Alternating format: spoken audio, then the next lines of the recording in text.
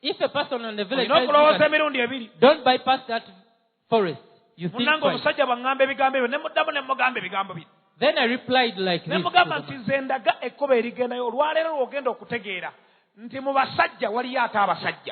And I said, you just show me the way. And today you will be sure that among us there is way. And I say those words. He said like this, if you're determined, let me take you. He took me and we went. We reached the place.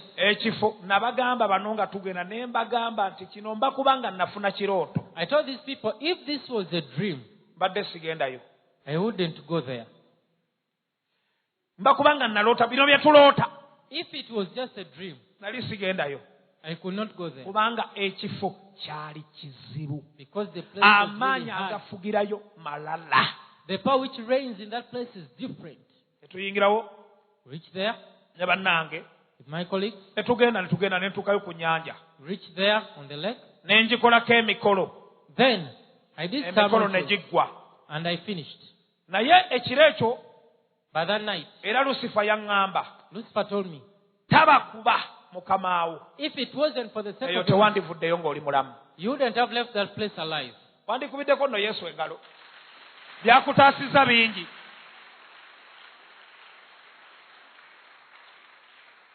Abemikwano ne tuvaayo. We left the place. When I left, Yesu n'angamba nti onkoledde omulimu mulungi.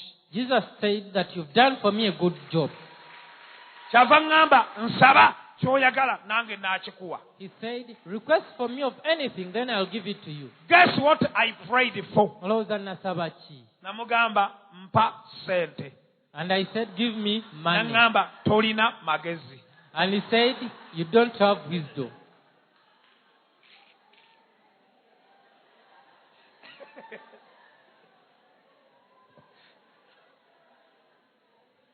Mulabye sente bweziresa akati abaga. Have you seen how money has caused danger? Have you seen how money has caused danger?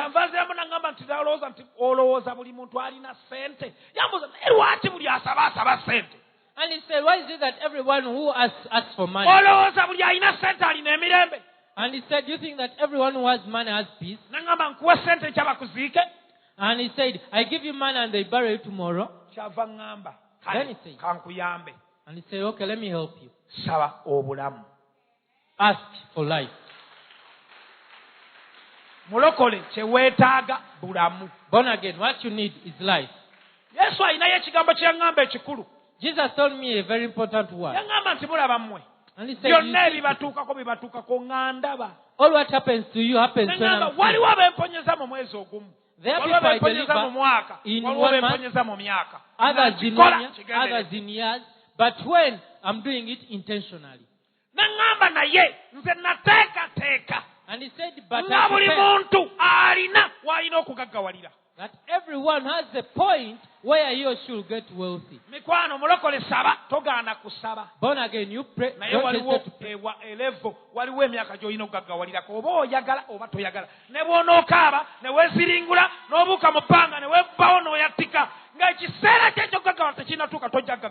There is a reason for you to get wealthy. If it is not yet, you will not.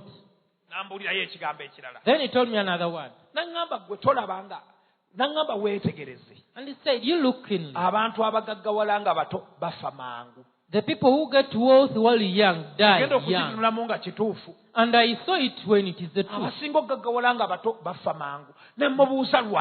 Those who get wealthy young, they die young.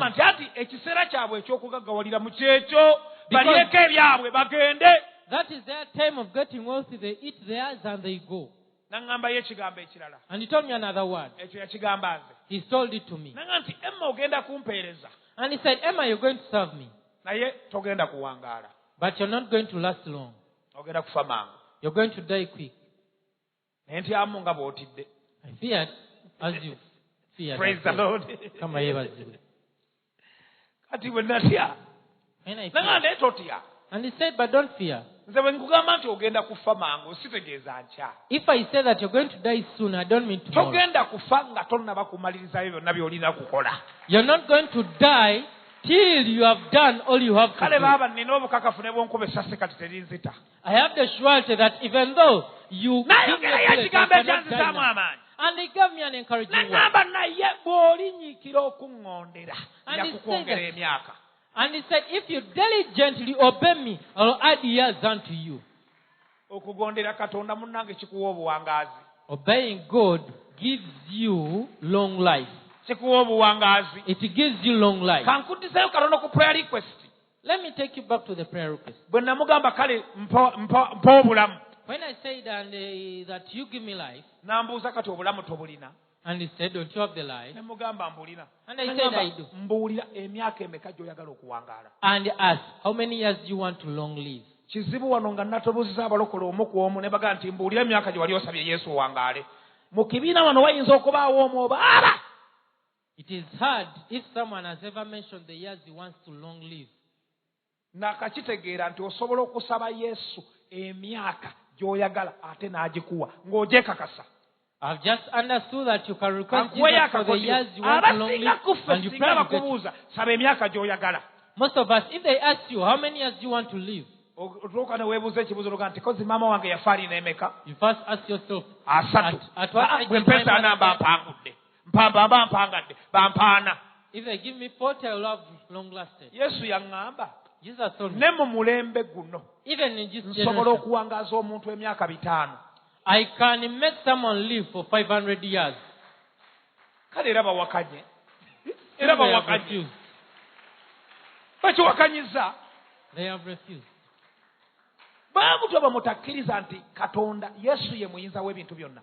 That is how you fail to believe that Jesus the Okuva Almighty. n'olwaleero. From today. Mbabuulira bwe yaŋŋamba ekyo ne ŋŋamba oba nsaba ensanvu ndaba ng'emenje. When I ne neevaamu ne mugamba nti mpa 12. I just said 120 instead of 70. I thought. Naye n'ayagala ebisatu bisabe bw'atali bikuwa guli musinga. But if you want osasulayo mmeka okuzisaba. you request for it. Nambuulira yake ekyama ekirala. Then he told me another mystery. Naŋŋamba nti kati weebuuza nti omuntu muwangaaza ate emyaka 5 nga waali. And he asked, how can I make someone long live 500 years? Mujjamu fuse. And he said, I just removed the fuse. N'aba nga tava mu kifo. Nga bwe wamulaba emyaka 10, bw'omulaba emyaka 2, bw'omulaba emyaka 3. Just remove the fuse. Abakyala bawaddeyo ka anti-aging cream. That is the anti-aging cream unto the women. Gwe buli weefukamira mugambe jjamu fuse enkuza. Whenever you kneel down, you just pray. Nga buli bandaba nga ndi Remove the fuse kato which makes me 28, 24. Every time they see me young. Kambabuusayo ekibuuzo. Let me pose a question. Naye ogenda onoonye ku basomesa abaakusomesa bwe bafaanana. Go and search about your teachers. Abasomesa oba lwaki tebakula? I don't know why the teachers don't grow old. Mwali mukyegendereza. Have you ever been keen on that? Okimanyi nti omusomesa yakusomesa P1 omusinga obukadde. You know that the teacher who taught you in P1, you're older than that teacher. Kakati bw'abanga abo. Olaba n'abazungu bakolayo obudagala obutakaddiya. Yesu y'atalirina. If the whites can make those anti-aging tablets, Lucifer yaŋŋamba. isn't it that Jesus can make them? Omanyi buli Lucifer kye yaŋŋamba. Whatsoever Lucifer Ate told, Yesu yakiŋŋambako ekigambo. Jesus gave a word about it. Lucifer yaŋŋamba nti nze ondaba. Lucifer told me that you see me. Ndwaza abantu siriimu. I make people Ng'oli tamanyi affected gy'amugye. with HIV. When someone doesn't know where he has got it. Lucifer alwaza abantu siriimu. Lucifer makes Eriya people mwoyo. affected with HIV. Gw'omulimo gwagwo gukola ku ndwadde. There is a spirit which works on Gwe diseases. gugaba ndwadde nga bwe gwagala. It gives out diseases as it wills.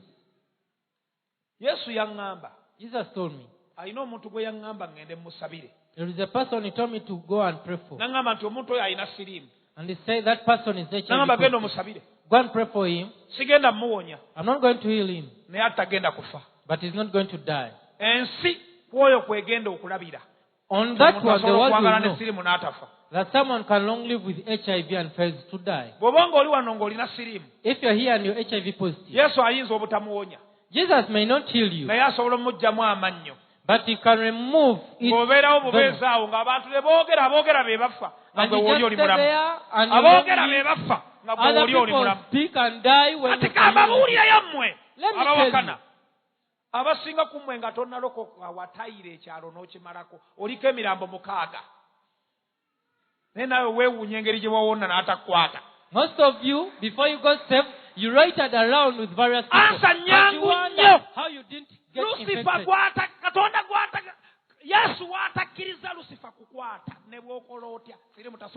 Wherever Jesus has not accepted Lucifer to touch, whichever thing you do, you're the first number one testimony. You can ask yourself, how comes I was not infected? Yet others have it when they don't know where they got it. Surely you moved from village to village. And you gave in your life. And they checked you and examined you and you said this machine is wrong. Because it has touched you and you are loved. But how come you survived? Because Jesus loved you. Afterwards I asked Jesus and I said, and I asked, how comes you love me so much? He said, I just loved you and healed you. And said, I healed you of death. And I chose you to serve me. He told me another thing.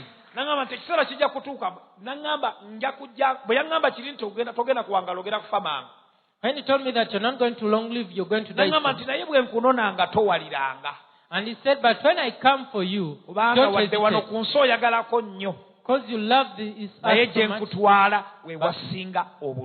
But where I'm taking you is far way better than the earth. That is why you see. For me, I don't have any problem with it when you told me that you're going to die soon. This is Bishop told me. For him, he was so ready to die. And he went. That is what he wanted. You could just weep that he's gone, but for him because he was knowing what he was speaking. Now he told me as well, I will take you, but don't hesitate. Where I'm taking you is far away a better place. Then I got the courage from there. Can he tell you that I've come for you and you refuse? You said you got saved to get to heaven. Now will you go? Praise the Lord. Praise the Lord. Amen. Hallelujah. Amen.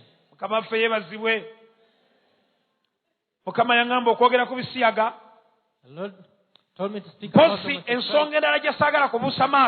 another issue I don't want to. The prayer pray for this nation of Uganda. Jesus told me,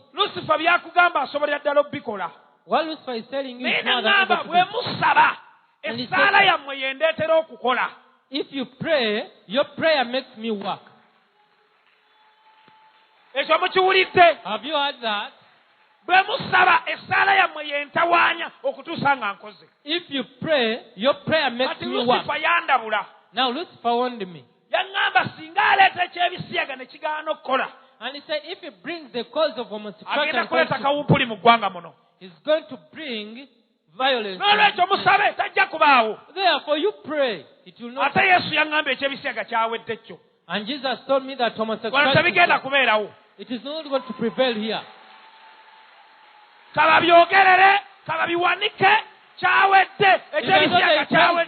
Homosexuality is done. It is not going to prevail in our nation. Satan missed the mark. He didn't know that the nation he played with is the chosen nation of God. I got a thought. Africa is going to become a superpower. I got that thought.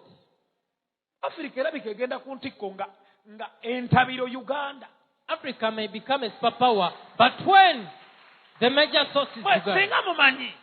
If you know, the man loved us. The man loved us.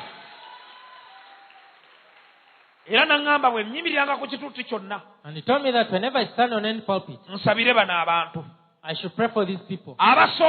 The first people, abaagala okugenda mu mawanga. Those who want to go to the nations. Naye yambi specific. And he was specific. Yaŋŋamba takyayagala baana be kugenda Dubai, kugenda Saudi Arabia, ebyo ebiwangawanga ebitategeerekeka. To go into those Arab nations. Era ali wano abadde yeeteekateeka okugenda Saudi Arabia, ogenda okukola obuddu kisazeemu 100%. If you are here and planning to go into slavery in those countries, you just cancel all that plan. Eyo temulina kye mugenda kujjayo, nze babuulira. Nothing you're going to get out of there. Katonda afugirayo tayagala balokole. The God who reigns from there doesn't love born again. Katonda kyayo tekyagala balokole. Kijja kukuba sente zammwe temulina kye mujja kujjayo. The God of that place doesn't love born again. It will give you money but will not benefit. Yesu yaŋŋamba nsabire abaagala okugenda mu mawanga nga America. God told me to pray for people who want to go to nations like America, UK, Europe, in the nations Australia, of Australia, agamawanga. Those nations. Lwaki? Why? Ensonga yagimbuulira. And he gave me the reason. Yaŋŋamba nti agamawanga. He said those nations. Bagagga nnyo. They are very wealthy. Tebalina kyakukozesa ssente. They don't have what to use their money for. Naga mmwe mugenda gendayo. Mugenda mukoleyo ssente. And you're going to make money from there. Muzijjeyo. And you get it out. Katonda agenda bateekako favor. God is going to place favor upon you. You reach a company and you make the managing director. When you don't know how it has happened. Do you remember what happened in Egypt?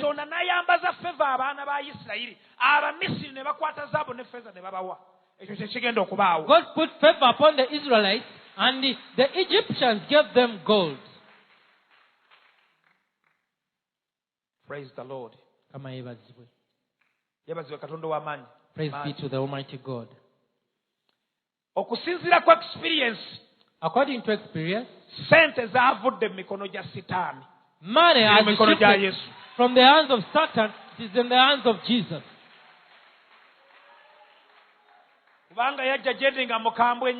Because he came to me when he was rascal. And he said that all my money has been taken away. Lucifer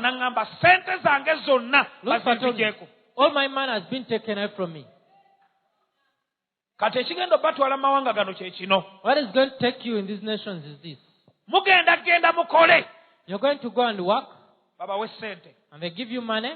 And you bring it in. And a great work. To do the work of God.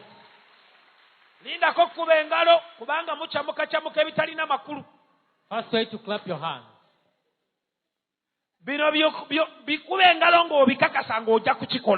You clap your hands upon these things when you're going to do them. You must live greed in Uganda.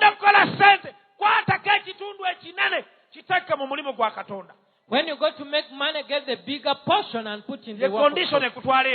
That is the condition which is taking you abroad. What amazes me of God is that He searches the heart. He will see you. I've told you. He will search out your heart. You may plan in this little money. God can give you money.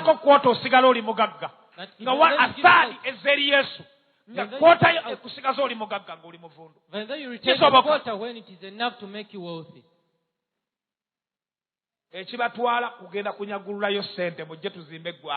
What is taking you there to go and get money and to come and build the nation, especially the church? Jesus told me to pray for the generation of the youth.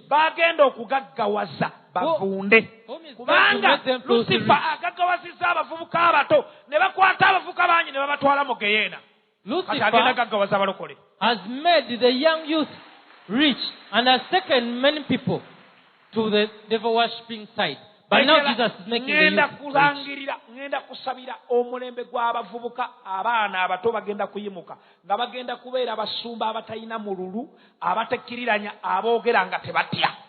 I'm going to pray for the youth who are going to be wealthy, who are going to be pastors, who are going to boldly speak the truth. Today many pastors, they can speak about homosexuality in Uganda but not in English. What I mu speak Luganda is the truth. yekalakaza temujja mpirya twakowa ebisiyaga wano mugambe byogere mu Luzungu nabo banaabyogera. They may speak about homosexuality in Luganda but not in English. Tasobola byogera mu Luzungu. He cannot utter it Kubanga out in akimanyi English. bajjamu mu mavisa Because he knows that emutwale mu Amerika ne Bungereza agenda asolooze. a visa will be denied of him Nze to visa go ya and get. Amerika siina kyegyagaza. I don't need a Ate visa. Yesu tasobola kuŋŋamba nti genda mu Amerika ne wabaawo aginnyema. Taliyo. Jesus cannot tell me to go to America and someone denies me a visa. Teri asobola kunnyema visa ya Amerika taliyo. No one can deny me a visa of America. Teri asobola ginnyema. I'm sure of that. Kebeere ya Bungereza wakiri mbuuka mu bbanga ne bagenda okwesanga nga ndi mu kibuga wakati. At least I jump and they just find me in the city. In the Kati middle. bino mbyogera sitya. Now I speak this words Ensi vividly. n'okujjuza kwayo bya Mukama.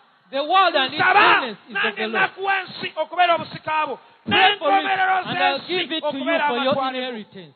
And the ends of the earth. Praise the Lord. Kama yebazibwe. Nze experience gye nfunye The experience I've got enzigyemu okutya buli kintu. has taken fear out of me. Sikyalina kye ntya. I no longer fear anything. Kubanga kabaka w'okutya bamuyita Lucifer twali ffenna mu meeting. Because the king of Lucifer, I was Akati with kikyo him in a ŋŋamba. meeting. Then what are you telling me? Kiki ky'oŋŋamba. What are you telling me? Ntudde naye mu meeting etali emu. I've sat with him in various Tajja meetings. kuyomba nange ajja tuteese. He doesn't come to quarrel with me, but he comes so that he can have Tukirize some, by'agamba. to accept what he's Bwe telling me. ŋŋaana era talina kyakunkola. If I refuse, he doesn't have anything to do to me. Yesu ansindise mu bifo ebizibu. Jesus has sent me to different and hard places Abantu bonna gye batya. where all people fear. Kubanga nze nawulira ekigambo. Because for me, I heard a word. Namuwulira ng'ayogera nange ate namulaba. I heard him speak unto me Tewali we and I sisobola said, kuyingira. there is no way I cannot enter. Kakati ombuulira omusambu nga nalabye ku Lucifer. Now, can you tell me a spirit, the evil spirit, when I've seen Lucifer? Praise the Lord. Kama yebazibwe. Ye kambabuulire nga sinaba kwerabira. Before I forget, Yesu yaŋŋamba. Jesus told me ŋŋambe omukubi w'ennanga. to tell the pianist. Wali wano? If the pianist are Webali? Kino ekigambo kyammwe. this word is yours. Yaŋŋamba mbagambe. He told me to tell Omukubi you. w'ennanga bagambe. The pianist, tell them. Takubiranga nnanga yonna ssente. Never play the piano Buli for the kanisa sake gye of money. nnyingiramu nkyogera. Whichever church I go to, I speak that out. Naŋŋamba tabakubiranga nnanga ssente. And he said, never play piano for the sake of money. Nze nange ne ŋŋamba abasumba. And I told the pastors, Ow'ennanga yenna bw'akubiranga ssente. if a pianist does it for Ne bano abayimbi nabo bawe. even the musicians, you pay them. Wabula n'omuvunuzi naye omuwa. But still, even you give the interpreter, Ne ba Asha nabo babawe. even the ushers, N'abeegayizi babasasule. even the prayer Lwaki warriors. tulowooza nti omukubi w'ennanga yekka ye muweereza asaanidde okusasulwa? Why do you think that the pianist is the only Kiki one nnyo to be paid? ky'akola? What is it that strange thing he does Ky'asobola okukola yekka. that he can do alone? Pasito tulinnyidde mu luwombo. Anti nze Yesu yaŋŋamba buli alya ssente ku nnanga alya kikolimo. Talikola kintu kyonna on the ekiraba piano mukisa. is eating a curse, because he will not do anything to be Ne blessed. kino kankyogere. Let me speak this as well. Abasumba bwe musalawo okusasula omukubi w'ennanga. The pastors, if we decide Nga to ye pay ayagala pianist, ssente muzimuwe. when he wants money, you give it Naye to him. mwetegereze obulamu bwe bwe mulaba bukyuse. But you just watch his life. Bw'oba whether alina it will ettima change. ku mukubi w'ennanga musasule. If you have hatred upon the pianist, you pay him. Bw'oba omwagala tomusasula. If you love him, don't pay him. Bano abaliwo baba bakolera ssente mubaleke bagende. If these people are available, work Katonda for agenda money, let kuleeta them go. ababe abatagenda kunoonya wadde ekikumi. God is going to bring his own one, not going to work for Okuweereza money. Katonda mukisa Serving God is a blessing ogutaliiko kkomo. without limit. Tuulamu Katonda gwakuba ennanga okole calculation obusente bwe bakuwa busobola okugaggawaza. As a pianist, sit down and calculate the money they pay you. Can it Lwaki make olya you- ekikolimo? Why do you eat a cat? Why? Lwaki? Olw'obusente obutono anti mululu. Because of this little money. Because Yesu that is n'aŋŋamba. good. Jesus told me. Abasumba bonna abeetumiikiriza ne bagenda batandika amakanisa nga tebabasiibudde mululu gwe gubatwala. All those pastors who go out and begin churches when they have not. Naŋŋamba bannabbi b'obulimba sibayitangako kubeera basumba. The false prophets have never called them to Gwe be. mpisa okubeera omusumba yaŋŋamba nze muwa amaanyi. The one I call a pastor, it is me who grants him power. Kyova olaba kubanga saaba wamaanyi kyeva baganoonya awalala. Because I'm not given them power, that is why there's such power. Bannabbi b'obulimba bandibadde basuubuzi nga bali mu kikuubo. The false prophets would have been businessmen in Chikubo. Naye olw'okuba omululu But because of greed n'okwagala ebitiibwa and even loving glory and beerimbika mu honor, kanisa. and they just came in. Yaŋŋamba ennaku zaabwe zimaze okubalirwa. He told me that their days are outnumbered. Nabbi omu One omukulu prophet mu Kampala wano here in Kampala, Yesu yandagirira ewali essabo. Jesus directed me where your shrine is. Essabo lyennyini ery'essubi lirye. The real shrine. Muva ku kino kye mumanyi. Live around this, what you know. Era ono gwe nabuuza And I asked this one. ne mugamba ekifo ekirimu essabo bwe kiti omanyiyo? And I asked him, do you know a place where this shrine is? Ono n'aŋŋamba simanyiyo. And Naye he said, nina gwe ŋŋenda okubuuza. And he said, I'm going to. Ye essabo lino we liri amanyiwo. For him, he might be knowing where it is. N'amukubira essimu. He called him. N'amubuuza tunoonya ekifo ekirimu essabo bwe wati ne bwe wati okimanyi? And he asked, do you know where this place is, where a shrine is? Oli n'aŋŋamba amanyiwo n'atulagirirawo. And the other person said, I Sabo know that. ogenda kutuukawo ng'essabo weeriri. By the time we reach there, Ate liriwo limu. and it is not one. Omukulu gy'asamirira. That is where this person makes sorcery from. Bye mbagamba biri serious. This is serious. Basajja basamize ebyaddala. These men are real sorcerers. Ekibuga bakikutte lwa busamize. They are holding the city because of sorcery. Katonda tabayitangako kubeera basumba. The Lord has never called them to be pastors. Naŋŋamba bonna abeetumiikiriza okutandika amakanisa sibayitangako mululu gwe gubatwala. And those ones who have become churches, when I have not called them, it is greed which has taken them. Naŋŋamba balabule. And he said that you warn them. Balabule. Warn them. Kyova olaba abantu bali batandika amakanisa g'abatuulira banoonya bye bagasigamu. That is why you see people have begun churches, they have gotten fed up and they want to solve Banoonya the churches. be bagasigamu. They want to solve the Baagaana churches kubanga Katonda tabayitangako kubeera basumba. because God has not Jasi called them bagenda to be okulaba pastors. ng'omusumba wane emmotoka gy'avuga nnenemukko ng'agamba nange bwe naakifuuka nja kubeera. They just see the Abalala baagala pastors bitibwa kumuyitako paasita. Others want glories to be called as pastors. Singa nange bampitako paasita. I wish I'm also called Kambabuulire a pastor. ekigambo paasita ekitaliiko mafuta kibi nnyo. A word pastor without anointing. is too bad. Kikubonyaabonya obulamu bwo bwonna. It can torture you your entire life. Praise the Lord. Kama yebazibwe. Bankyaya abaawano. People of this place have you. Naye and nze me. mbaagala nnyo. But for me, I love you so much. Ate mugumiikirize kubanga nnaatera okubaliriza. Be patient with me because I'm about to wind up. Hallelujah. Amen. Praise the Lord. Kama yebazibwe. Yeebazibwe Katonda waffe. Praise be to our God. N'olwekyo bamikwano Therefore, friends, n'atera okumaliriza. I'm about to wind up. Naye nga mmaliriza. But as I'm winding up, ŋŋenda kukola ng'ekyo Katonda kye yaŋŋamba okukola. I'm going to do what God told me to do. Okusooka ŋŋenda kusabira kwaya. First of all, I'm going to pray for the choir. Sirina nnyo ky'amanyi kye ŋŋenda kukola nkuteekako obuteesa mukono ng'oddayo nga weetuulira. I just lay my hand unto you and then you go back and sit. Praise the Lord. Kama yebazibwe. Eriyo amakanisa agamu g'ogendamu nga galina protocol amaanyi nnyo. There are churches you go to and you find a lot of protocols. Nze sikirinaako buzibu. I don't have any problem. Naye Yesu ku ekyo namugamba. But I told Jesus upon that. Naŋŋamba nti nkuddamu nkugamba. And he Sikola bantu bye baagala, nkola nze kye njagala. I don't do what people want, but I do what I will. Era nze ŋŋenda kukola kye bantumye kukola. And I'm going to do what I was sent to do. ŋŋenda kuteekako abakwaya emikono kyangu nnyo. Era bwe njogera bino abakwaya mujje muyitewo mbateekeko emikono mwe mugende I'm going to lay my hands upon the choir members. nze Lucifer yansaba kwaya nga simanyi lwaki aginsaba. Lucifer requested me of a choir, but I didn't know Lwa why. kiseera ekifaanana bwe kiti. Because of such a time like this. Katonda ayagala kwimusa kwaya eri organize. The Lord wants to raise up an organized choir. Kambabulireyo ekyama. Let me tell you a mystery. Waliwo enzikirizeemu eri mu ggwanga lyo ne mu nsi yonna. There is a certain belief here in this nation and the entire world. Erina kwaya eyimba bulungi nnyo amaloboozi gaayo malungi nnyo. It has a good choir with melody, Lwakuba tekuli mafuta. but not anointed. N'akamala okukitegeera nti eyo kwaya ya Lucifer. I've just gotten to know that is Wadde Lucifer's ziyimba ku choir. Yesu. Though they speak Muna about Lucifer talina kizibu kwogera ku Yesu ng'okolera ye. Lucifer has no problem for you to speak about Jesus when you Takirinaamu work for him. buzibu. Era ne bano abantu beebuuza nti ate era nnabbi w'obulimba ng'asaba mu linnya lya Yesu. You can run a false prophet praying in the name of Jesus. Erinnya lya Yesu ng'emabega olinayo kirala terina meaning. When the name of Jesus, when you have something Ne mu else Bayibuli behind, mulimu it has no omusajja meaning. bamuyitanga bba Yesu nga mulogo yennyini.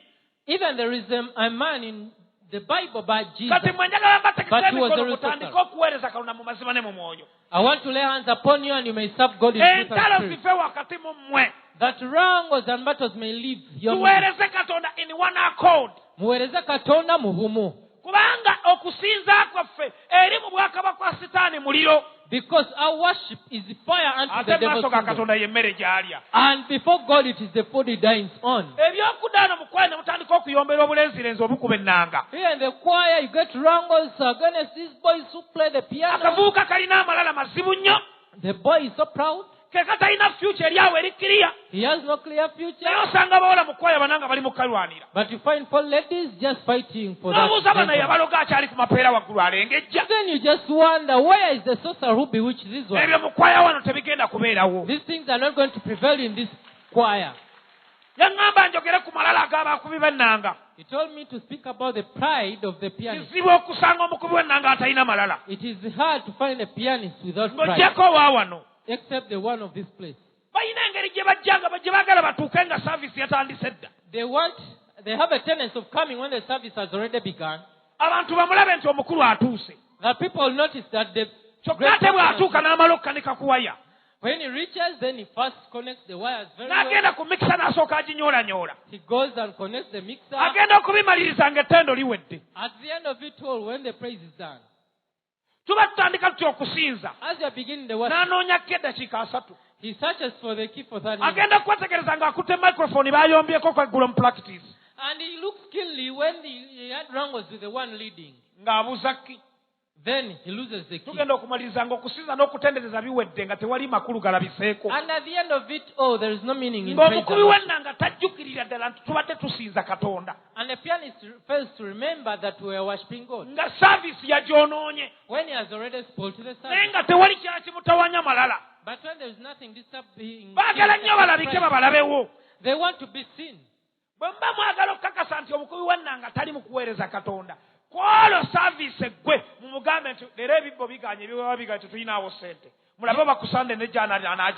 You tell the pianist that this Sunday don't have money and will come back the other side. They don't pay, they don't work in debt, but they have to be paid. And not a lot of money. If we give you a lot of money, then what will you use to pay the radio? If you're not going to do the work of God, the Lord will bring people who are going to work.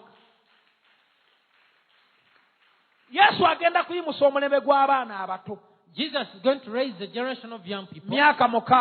6 years, 7, 8, 9, 10. When they are good instrumentalists, he's going to raise them. If Satan has also raised some kids, don't you see them? Don't you see some kids here in the nation? Do you think that the form of Jesus ended? Now you just have some time. There are kids who are going to come. I know people just say let that. You search for the opportunity to serve the Lord when it is no longer there. Because the Lord has granted you the opportunity and you pray. We are servants of the Most High God. Why should we work for money? Why? Jesus wants to change the generation. Jesus wants to change the generation. The pianist, you get saved. If you fail to get saved, you go to the bars. Why should you disturb the church? You make 10 girls in the name of keyboardists.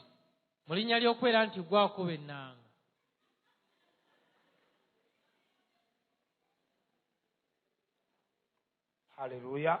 Amen. Otuka mu choir. You reach the choir? Yes. Otuka mu choir. You reach the choir? The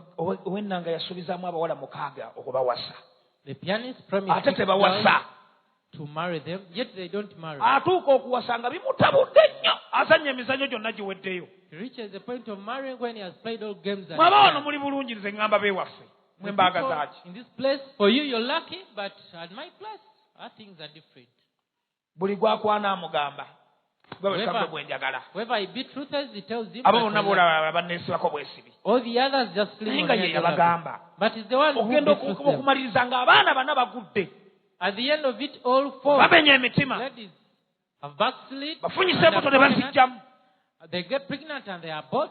bw'omala okuzibafunyisa n'obawa ssente ne bagenda ne bazijjamu. After you give them money and they are. musaayi ne guyiika ogutaliiko nsonga. And the blood without cause. nodda mu kanisa ne weewaanawaana mbw'okuba nnyo. Then you get back to the church and you boast. ekiseera kituuse katonda agenda kukyusa buli kintu. Time has come, Jesus is going to change everything. Lucifer talina kuddamu kutuula ku nnanga. Lucifer should not sit on the piano. abajjudde omwoyo be bagenda okugituulako bagikube. People filled with the Holy Spirit are going to play it. maakinga buli Lucifer kye yansaba kya valiyu. Mark this. Whichever thing Lucifer asks of me buli is Lucifer valuable. kye yansaba kya valiyu. Whichever thing Lucifer asks me is valuable. mujje ntalo mu kwaya. Take away wrangles. abayimbi temwagala kusaba.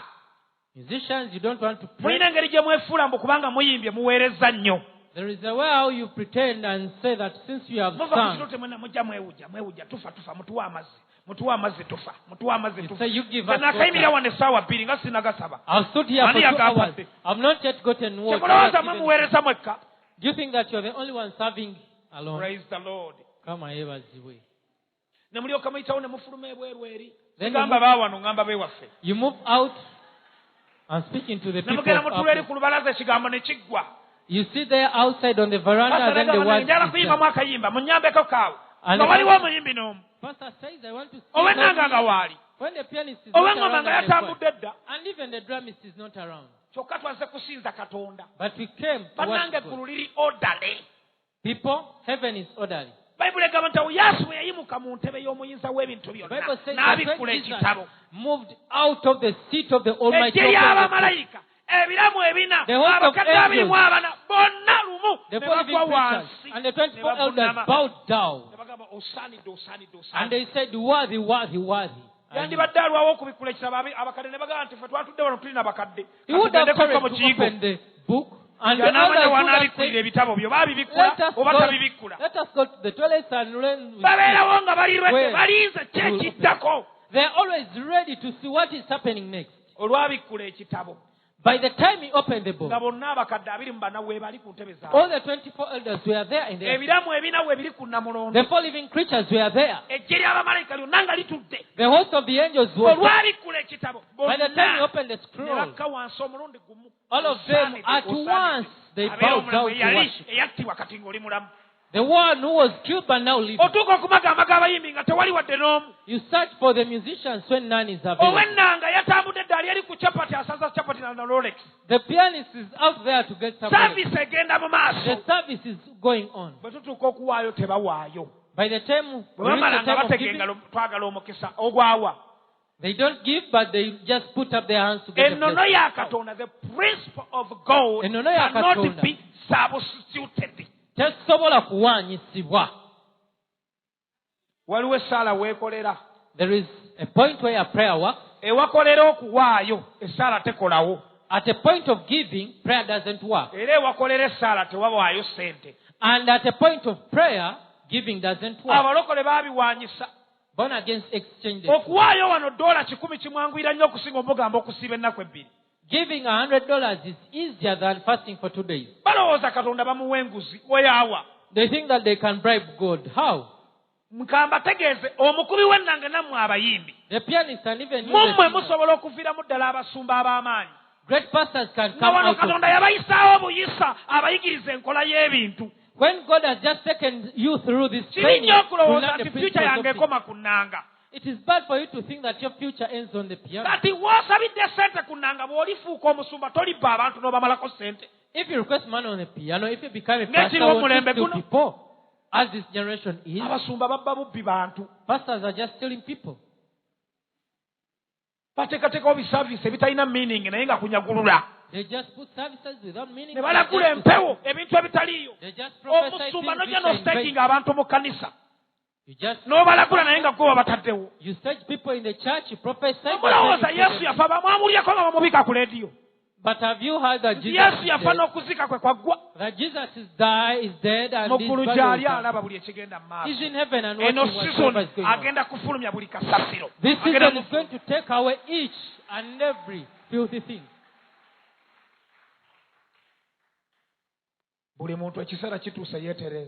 Everyone, this is the time for you to put yourself right.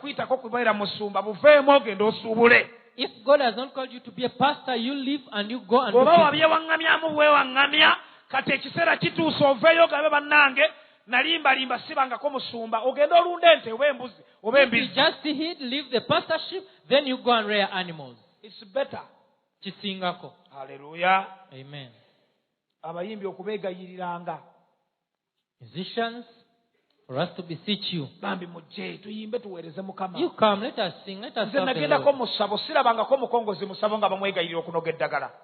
I've ever gone to the shrine, but I've never seen a sorcerer being beseeched to go and get help. Why is it that in church it is where people are being beseeched?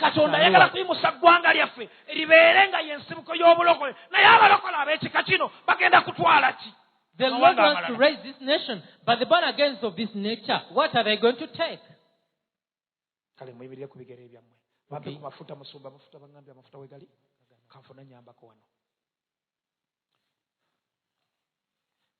Musayigwa Yesu gukukuma wereza Katonda mazima ne mu mwoyo. Musayigwa Yesu gukukume mu mazima ne mu mwoyo.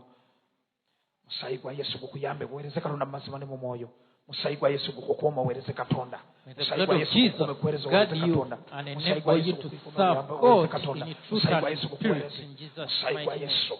Musayigwa Yesu gukuyambe. Musayigwa Yesu gukuyambe. Musayigwa Yesu gukuyambe. Musayigwa Yesu gukuyambe. Musayigwa Yesu gukuyambe. Musayigwa Yesu gukuyambe. Let the blood of Jesus help you. Let the blood of Jesus help you. Let the blood of Jesus help you. Let the blood of Jesus help you. Let the blood of Jesus help you. Let the blood of Jesus. Satan will never use you. Lucifer will never use you.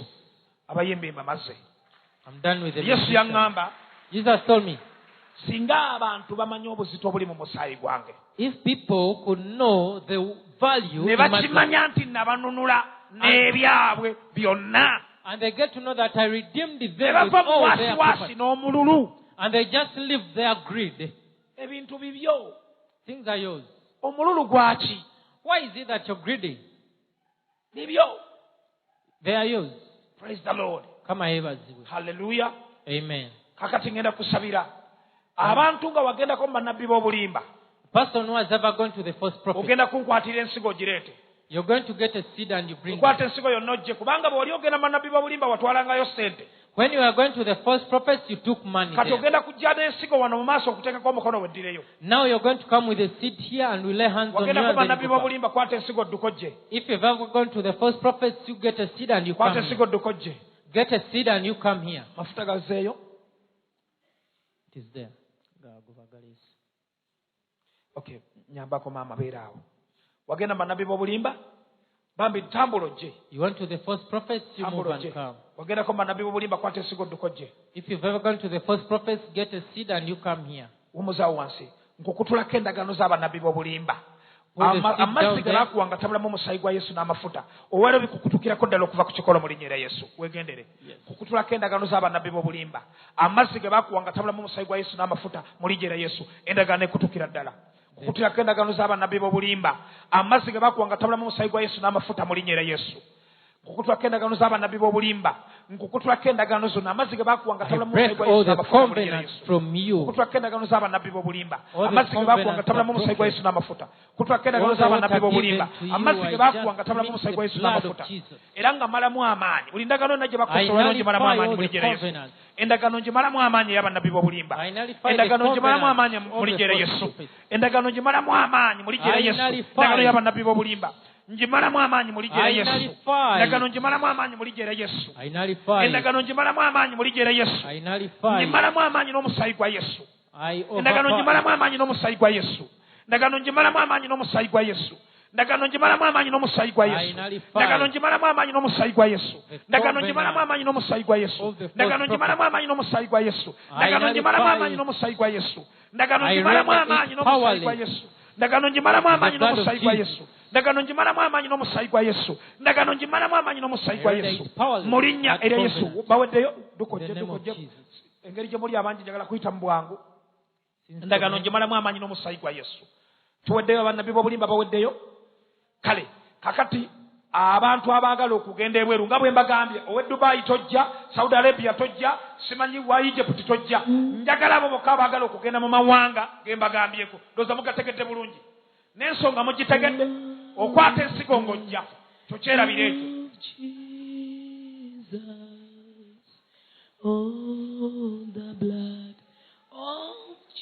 Omusaayi ogwo gukolera. Kwata ensigo ayagala okugenda ebweru mu mawanga ge mbagambye. Get a seat if you want to go to those nations I've told you, but not in the Arab nations.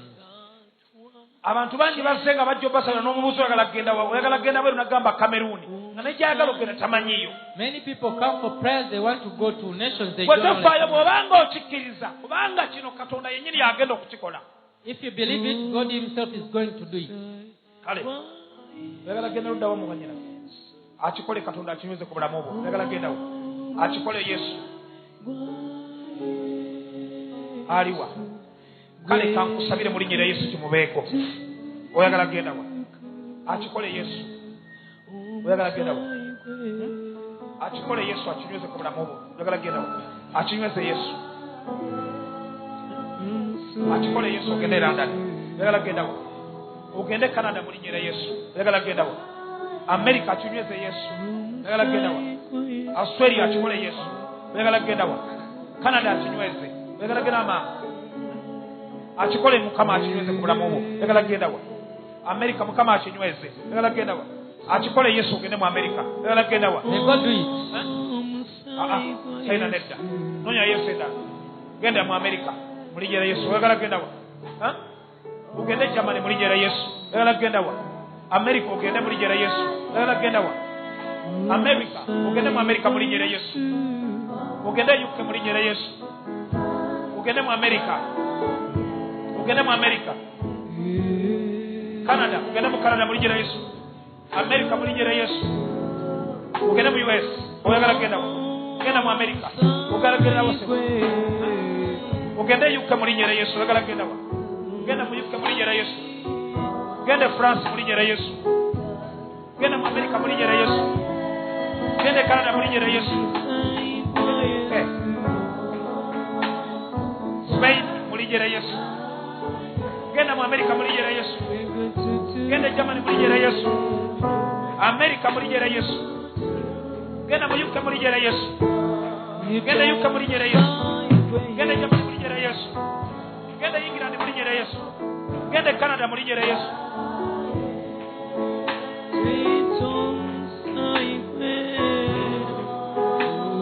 Genda mu linnya lya Yesu.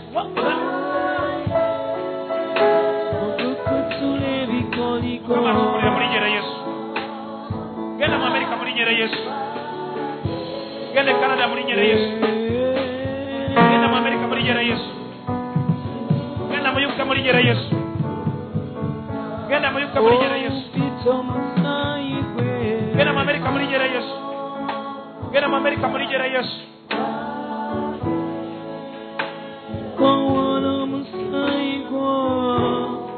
Genda mu America mu linnya lya Yesu.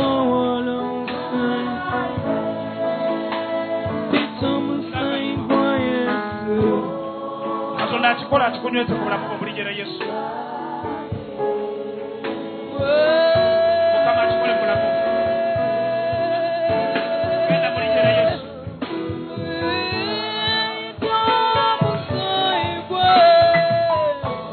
Sinenda kama tanganga ngayo. Wantu sisi oyagala okugenda. Wantu oyagala okugenda musime nayo genda. Genda mu linnya lya Yesu. Genda mu America mu linnya lya Yesu.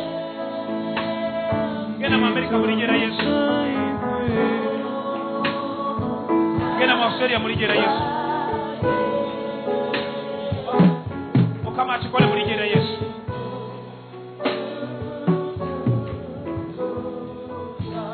Hallelujah.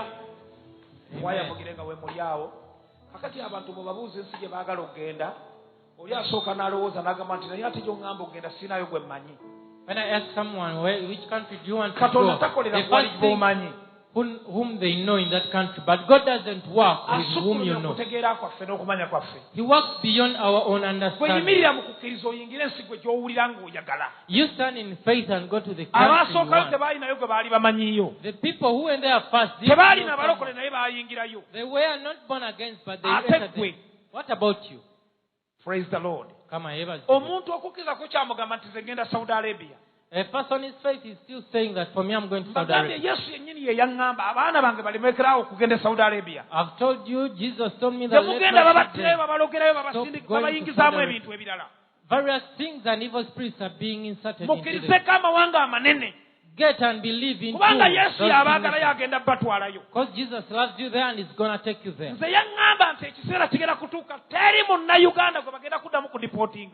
He told me that time is going to come whereby no Ugandan is going to be deported. You see that with your eyes. When no Ugandan is being deported.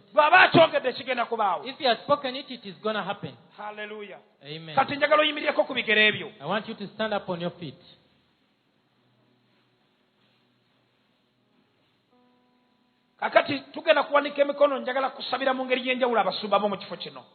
You raise up your hands, but I want to pray for pastors in this place in a spiritual way. You're also going to help me and we pray for them. Father, sovereign Father, I bring various pastors in this place before you. I pray for them to be empowered. Use them like never before. Let your grace multiply in this place. This man was representing a pastor. I pray for him. Let the grace multiply in this place. Use them like never before. Father, increase your grace. Let miracles increase. Let people increase. Even the lives of people be transformed. I declare a new grace. Use them. Not only here, but in the world. Let them be mighty. Let people's lives be transformed. I've declared it upon them. And I've declared them with your blood. In the name of Jesus. Amen. Amen. Unto Jesus.